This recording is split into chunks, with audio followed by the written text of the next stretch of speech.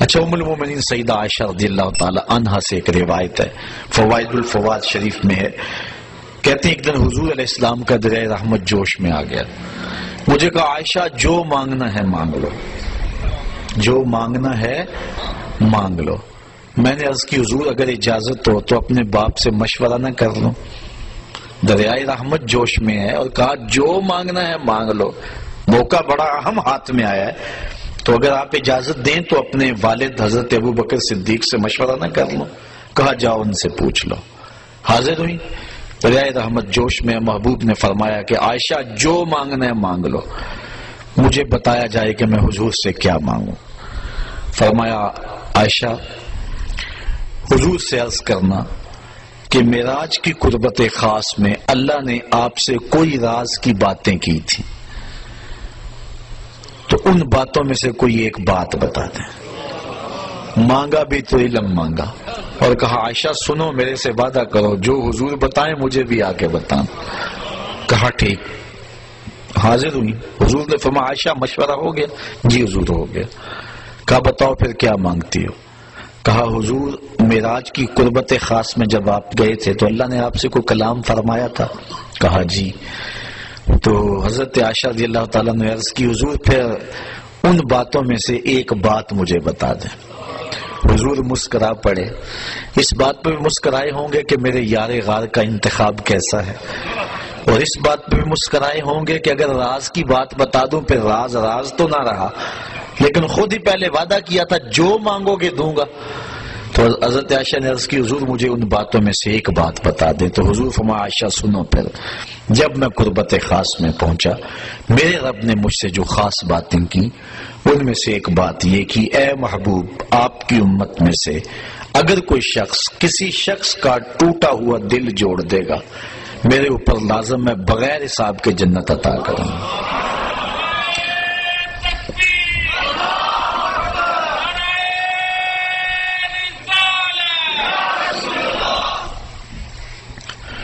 اللہ تعالیٰ پر ویسے کوئی شے لازم نہیں ہے، کوئی شے اللہ پہ فرض نہیں ہے، یہ ہمارے قائد کی کتاب میں لکھا ہے، شرح قائد میں، شرح مقاصد میں، خیالی سب کتابوں میں لکھا ہے کہ اللہ پر کوئی شے لازم نہیں ہے، کوئی فرض نہیں اللہ پر، لیکن از خود اپنے اوپر کوئی شے لازم کر لے تو یہ اس کا کرم ہے۔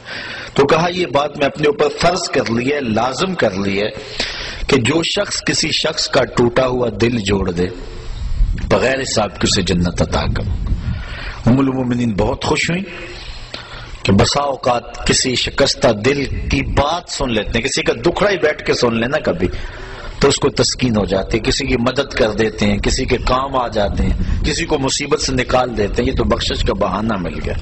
اپنے والد گرامی کے پاس حاضر ہوئی، کہا ہاں عائشہ حضور سے پوچھا؟ جی پوچھا۔ کیا بتایا حضور نے؟ تو کہا کہ حضور نے یہ بات کہی ہے۔ ام المومنین بہت خوش تھی، لیکن سیدنا صدیق اکبر نے جب سنا تو زاروں کے تار رونا شروع کر دیا۔ ابا جی یہ بات رونے والی تو نہیں، بسا اوقات دکھیوں کے ہم کام آ جاتے ہیں، پریشان حالوں کی دل کی جو ہے وہ شکستگی دور کر دیتے ہیں، یہ تو بخشش کا بہانہ ہاتھ آ گیا۔ کہا عائشہ اسے معکوس بھی پڑھو، تصویر کا دوسرا رخ بھی دیکھو، اگر کوئی کسی کا ٹوٹا ہوا دل جوڑ دے بغیر حساب کے جنت میں جائے گا، اور اگر کوئی کسی کا دل توڑ بیٹھے تو پھر تو سیدھا جہنم میں جائے گا۔ اس لیے میں ڈرتا ہوں کہ ہم سے کسی کا دل نہ ٹوٹ گیا۔ آج کے معراج النبی کے موضوع پہ ہونے والے اس اجتماع سے یہ درس لے کر گھروں میں پلٹنا، ہو سکے تو کسی کا دل جوڑ دینا، لیکن کسی کے دل کی شکستگی کا سامان نہ بننا۔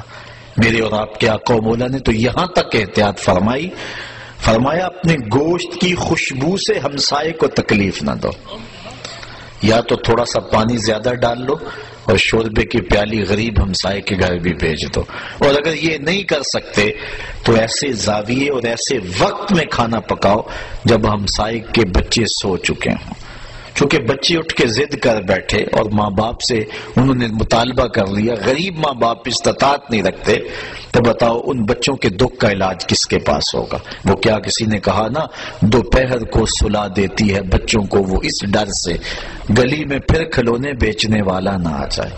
لیکن ہم نے ان لوگوں کے درد کو کبھی سمجھا؟